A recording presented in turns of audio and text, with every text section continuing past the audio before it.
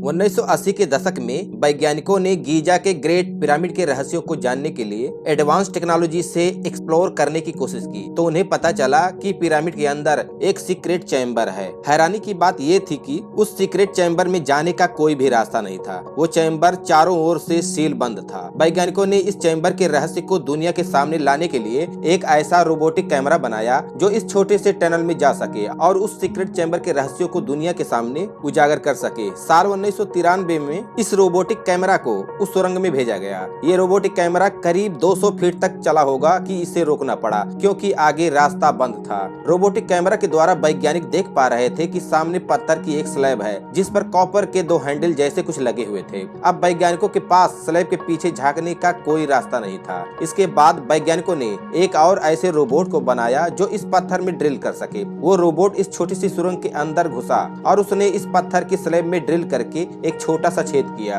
और उसके बाद उस छेद में से एक कैमरे को अंदर डाला गया। जैसे ही कैमरा ने पिछले 4500 सालों से बंद पड़ी उस रहस्यमयी दुनिया को देखा तो वैज्ञानिकों के सामने एक और नया रहस्य आकर खड़ा हो गया जिसकी वैज्ञानिकों ने कल्पना भी नहीं की थी। इजिप्ट के पिरामिड्स आज वैज्ञानिकों के लिए ऐसी अबूझ पहेली बने हुए हैं कि जितना वो पिरामिड्स के रहस्यों को सुलझाने की कोशिश करते हैं वो उसमें उतना ही उलझ जाते हैं। जैसे जैसे पिरामिड्स पर शोध की जा रही है वैसे वैसे इजिप्ट के पिरामिड्स और ज्यादा रहस्यमयी बनते जा रहे हैं। वैसे तो इजिप्ट में करीब 138 पिरामिड्स हैं, लेकिन गीजा का महान पिरामिड्स वैज्ञानिकों को सबसे ज्यादा हैरान करता है। इसे खुफू का पिरामिड्स भी बोला जाता है। वास्तव में इस ग्रेट पिरामिड को बनाने में जिस बेमिसाल इंजीनियरिंग का प्रदर्शन किया गया है वो आज के वैज्ञानिकों को सोचने पर मजबूर कर देता है। ऐसा माना जाता है कि ग्रेट पिरामिड को बनाने में करीब 20 सालों का समय लगा था और पिरामिड में लगने वाले पत्थरों को करीब 800 किलोमीटर दूर से लाकर इसमें लगाया गया था। मान्यताओं की माने तो इजिप्ट के पिरामिड्स प्राचीन मिस्र की राजाओं की कब्र है, लेकिन जब पिरामिड पर वैज्ञानिक शोध की गई तो पता चला कि ये मकबरा जैसा तो बिल्कुल है ही नहीं। आज के समय में ग्रेट पिरामिड देखने में भले ही पत्थरों का एक पहाड़ लगता हो, लेकिन रिसर्च ये बताते हैं कि जब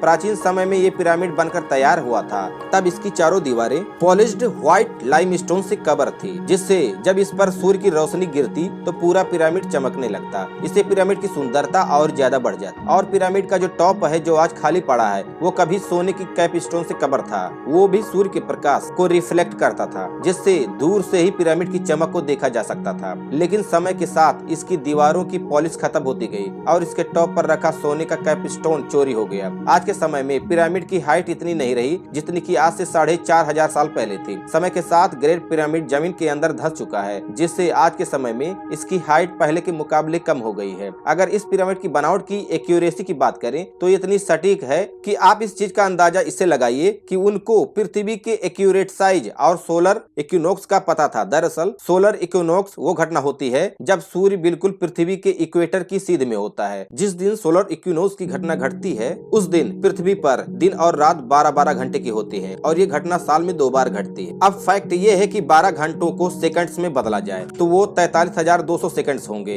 और अगर इसमें ग्रेट पिरामिड की हाइट से मल्टीप्लाई कर दिया जाए तो रिजल्ट 6,333 किलोमीटर होगा। अब शॉकिंग बात ये है कि पृथ्वी की पोलर रेडियस की लंबाई भी इतनी ही है और जब पिरामिड के बेस की पैरामीटर को 43,200 से मल्टीप्लाई किया जाए तो जो रिजल्ट आएगा वो उतना ही होगा जितना पृथ्वी का परिधि, मतलब जितना पृथ्वी का साइज है। और फैक्ट ये है कि पिरामिड के 4 नहीं बल्कि 8 साइड हैं और ये 8 साइड सोलर इक्विनोक्स वाले दिन ही दिखाई देते। अब चाहे आप इसे एक इत्तेफाक कहो या इसे मिस्र वासियों की एडवांस टेक्नोलॉजी, लेकिन ऐसा लगता है कि प्राचीन मिस्र वासियों को हमारी पृथ्वी के एक एक्यूरेट साइज के बारे में पता था। अब इसमें हैरान करने वाली बात यह है कि पृथ्वी का साइज पहली बार एरिटोस्थनीज ने मेजर किया था। एरिटोस्थनीज प्राचीन ग्रीक के एक गणितज्ञ और खगोल शास्त्री थे। जब एरिटोस्थनीज ने पृथ्वी का साइज मापा तो वो भी एक्यूरेट नहीं था, उसमें भी कुछ खामियां थी। पृथ्वी के एक्यूरेट साइज के बारे में तो हमें आज के मॉडर्न युग में पता चला है जब हमने अंतरिक्ष में अपने सैटेलाइट्स भेजे हैं जिन्होंने पृथ्वी की मैपिंग करके उसके एक्यूरेट साइज के बारे में बताया। लेकिन सवाल यह है कि प्राचीन मिस्रवासियों को पृथ्वी की एक्यूरेट साइज के बारे में कैसे पता था जबकि ग्रेट पिरामिड को आज से करीब 4500 साल पहले बनाया गया था। ग्रेट पिरामिड की पृथ्वी पर पोजीशन और पिरामिड की जियोमेट्री वास्तव में हैरान कर देती। दरअसल ये पिरामिड करीब 23 लाख लाइमस्टोन ब्लॉक से बना हुआ है और एक एक ब्लॉक का वजन 203 टन है और कुछ का वजन 80 टन से भी ज्यादा है। अगर इसके बेस की बात करें तो वो 13 एकड़ जड़ में फैला हुआ है और इसकी हाइट 481 फीट है। आईफेल टावर के बनने से पहले ग्रेट पिरामिड दुनिया की सबसे ऊंची इमारत। इस ग्रेट पिरामिड के पास दो और पिरामिड हैं जो इससे छोटे हैं। इन तीनों पिरामिड्स की ईस्टर्न और वेस्टर्न वॉल्स सीधी नॉर्थ पोल की ओर जाती। यहाँ पर ध्यान देने वाली बात यह है कि उनके पास कोई कंपास नहीं था जिससे वो नॉर्थ पोल का एक्यूरेट तरीके से पता लगा सके, लेकिन फिर भी पिरामिड की एक्यूरेसी ये साबित कर देती है कि उनको पृथ्वी के नॉर्थ पोल की सटीक जानकारी। इस पिरामिड की जियोमेट्री जितनी रहस्यमयी है उससे ज्यादा रहस्य तो इस पिरामिड के अंदर छुपा है। इस पिरामिड के अंदर अभी तक 2 हिडन चैम्बर्स को खोजा जा चुका है, जिनमें एक किंग्स चैम्बर और दूसरा है क्वींस चैम्बर। जब खोजकर्ता पहली बार किंग्स चैम्बर में घुसे तो उन्हें वहाँ ग्रेनाइट से बना एक ताबूत मिला। खोजकर्ता इस चैम्बर में ताबूत को देखकर बड़े हैरान हुए, क्योंकि इस चैम्बर में घुसने का एक छोटा सा रास्ता है, लेकिन इस ताबूत का साइज इतना बड़ा है कि उसे इस छोटे से दरवाजे से अंदर लाया ही नहीं जा सकता। तो भला ये ताबूत इसके अंदर कैसे आया? काफी खोजबीन के बाद पता चला कि जब किंग्स चैम्बर को बनाया गया होगा तो उससे पहले ही इसमें इस ग्रेनाइट के 1 पीस ताबूत को रख दिया गया होगा। उसके बाद इस चैम्बर को सील कर दिया गया होगा। लेकिन क्या वास्तव में ये एक ताबूत है या कुछ और? क्योंकि मरने से पहले कोई व्यक्ति भला ताबूत क्यों बनवाएगा? और सबसे विचित्र बात यह है कि इस पिरामिड में कई सारे छोटे छोटे टनल्स बने हुए हैं जो इस पिरामिड के नीचे तक गहराई में जाते हैं। अब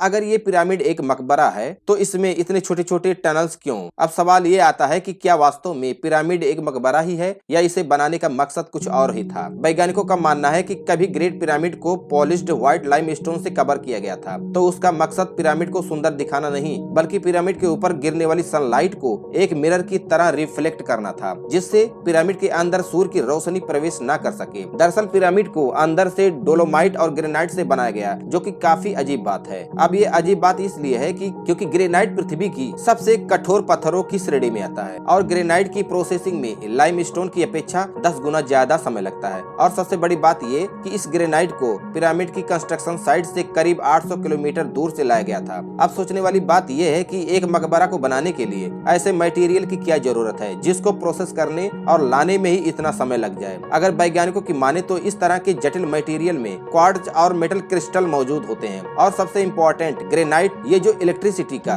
अच्छा कंडक्टर है। दरअसल जब किसी खास तरह के मटेरियल पर दबाव डाला जाए तो उस मटेरियल पर इलेक्ट्रिक चार्ज पैदा हो जाता है। इसे पीजो इलेक्ट्रिसिटी बोला जाता है। और पिरामिड के अंदर उपयोग होने वाला दूसरा मटेरियल डोलोमाइट इलेक्ट्रिकल कंडक्टिविटी को बढ़ाने का काम करता है और पिरामिड के टॉप पर लगा गोल्ड इलेक्ट्रिकल एनर्जी को ऊपर भेजने का एक जरिया है। वैज्ञानिकों की माने तो पिरामिड को कोई मकबरा नहीं है जहां प्राचीन मिस्र के राजाओं की बॉडी को दफनाया जाता था, बल्कि पिरामिड तो प्राचीन पावर प्लांट्स थे। और खोजकर्ताओं का यह भी मानना है कि पिरामिड के अंदर मौजूद ताबूत कोई ताबूत नहीं बल्कि एक बड़ी बैटरी हो सकता है। पिरामिड के चारों ओर इलेक्ट्रोमैग्नेटिक रेडिएशन को भी कैप्चर किया गया है, जो कि आसमान में कड़कड़ाती बिजली के समान है। ऐसा माना जाता है कि इससे निकलने वाली इलेक्ट्रोमैग्नेटिक रेडिएशन का सोर्स पिरामिड के अंदर कहीं किसी हिडन चैम्बर में छुपा है। दरअसल पिरामिड के पावर प्लांट्स वाली थ्योरी सबसे पहली बार एक ब्रिटिश ऑथर क्रिस्टोफर डन ने साल 1998 में दी थी। क्रिस्टोफर डन ने एक किताब पब्लिश की थी, द गीजा पावर प्लांट्स, जिसमें उन्होंने बताया कि दरअसल ग्रेट पिरामिड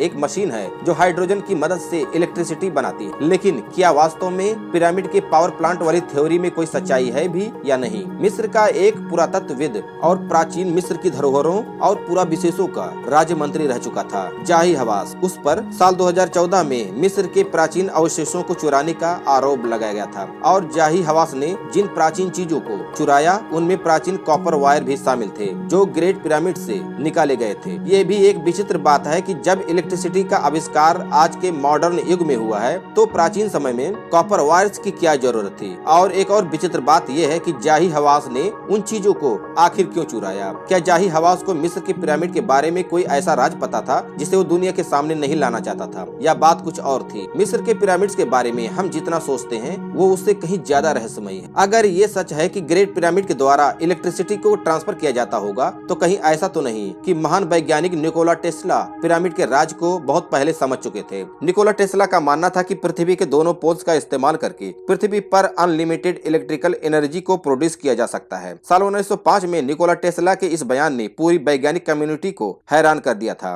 निकोला टेस्ला ने यह भी कहा कि पृथ्वी की जो ऊपरी लेयर है आयनोस्फीयर, उसका इस्तेमाल करके भी पृथ्वी पर अनलिमिटेड इलेक्ट्रिसिटी को पैदा किया जा सकता है। और इसके लिए टेस्ला ने अपने इलेक्ट्रोमैग्नेटिक टावर पर काम करना शुरू कर दिया था, जिसका नाम था था वार्डन क्लिफ टावर। पिरामिड की जियोमेट्री और पृथ्वी पर इसकी पोजीशन के हिसाब से ग्रेट पिरामिड 8.1 हर्ट्ज की फ्रीक्वेंसी पर रेजुलेट करता है और टेस्ला का मानना था कि हमारी पृथ्वी की रेजुलेटिंग फ्रीक्वेंसी भी इतनी ही है। अपनी सारी कैलकुलेशंस करने के बाद टेस्ला ने अपने वार्डन क्लिफ टावर को बनाने के लिए पृथ्वी पर एक ऐसी जगह को चुना जो ग्रेट पिरामिड के नियमों को फॉलो करे। पिरामिड की तरह टेस्ला ने अपने इलेक्ट्रिकल स्टेशन में कॉपर वायर को इस्तेमाल किया और टावर के टॉप पर मेटल कॉइल का इस्तेमाल किया, जिससे शॉर्ट रेंज मैग्नेटिक फील्ड पैदा किया जा सके। टेस्ला के वार्डन क्लिफ टावर से इलेक्ट्रिसिटी किसी तार के द्वारा नहीं बल्कि वायरलेस तरीके से ट्रांसमिट की जाती थी, बिल्कुल वैसे ही जैसे आज हम मॉडर्न वाईफाई को इस्तेमाल करते हैं। दरअसल निकोला टेस्ला एक ट्रांसफार्मर की तरह कुछ ऐसा बनाना चाहते थे जो कि आयनोस्फीयर का उपयोग करके वायरलेस इलेक्ट्रिसिटी को ट्रांसमिट किया जाएगा, तो इसे कहीं न कहीं पर किसी डिवाइस के द्वारा रिसीव भी किया जाएगा। खोजकर्ताओं को इजिप्ट में बड़े बड़े ओबेलिस्क मिले हैं। ओबेलिस्क 4 साइडों वाले ऊंचे ऊंचे मोन्यूमेंट हैं जो कि ग्रेनाइट से बने हैं और उनके टॉप पर क्वार्ट्ज स्टोन लगे हुए हैं। क्रिस्टोफर डन का मानना था कि इन्हीं ओबेलिस्क के जरिए वायरलेस इलेक्ट्रिसिटी को रिसीव किया जाता होगा। प्राचीन मिस्रवासियों ने कुल 28 ओबेलिस्क बनाए थे। इसी तरह के मॉन्यूमेंट तानबोल्ट, रोम, लंदन, पेरिस और न्यूयॉर्क में मिले हैं। हालांकि निकोला टेस्ला का ये वार्डन क्लिफ टावर का प्रोजेक्ट फेल हो गया, क्योंकि टेस्ला के अनुसार वायरलेस इलेक्ट्रिसिटी को जनरेट करने के लिए पिरामिड जैसा ही स्ट्रक्चर बनाने की जरूरत थी। लेकिन दुर्भाग्य से टेस्ला के पास ना तो 20,000 वर्कर्स थे जो इतना बड़ा स्ट्रक्चर बना सके और न ही इतना बजट था कि वो इतने बड़े प्रोजेक्ट को कंप्लीट कर पाए। हालांकि पिरामिड की इस पावर प्लांट्स वाली थ्योरी को सपोर्ट करने के लिए वैज्ञानिकों के पास कोई ठोस सबूत नहीं है। पुरातत्वविदों को मिस्र में अभी तक ऐसी कोई भी डिवाइस नहीं मिली है जो इलेक्ट्रिसिटी से चलती हो, लेकिन उन्हें इजिप्ट के टेंडोरा शहर में एथोर टेम्पल में एक नक्काशी मिली है जिसमें ये ड्राइंग आज के मॉडर्न बल्ब की तरह लगती है, जिसे डेंडोरा लाइट कॉम्प्लेक्स के नाम से जाना जाता है। लेकिन इसमें कितनी सच्चाई है ये कोई नहीं जानता। तो दोस्तों, अगर जो हमारी वीडियो पसंद आए तो हमारी वीडियो को लाइक कीजिएगा, शेयर कीजिएगा और हमारे यूट्यूब चैनल को सब्सक्राइब कीजिएगा। इसी के साथ नेक्स्ट वीडियो मिलेंगे। जय हिंद, वंदे मातरम।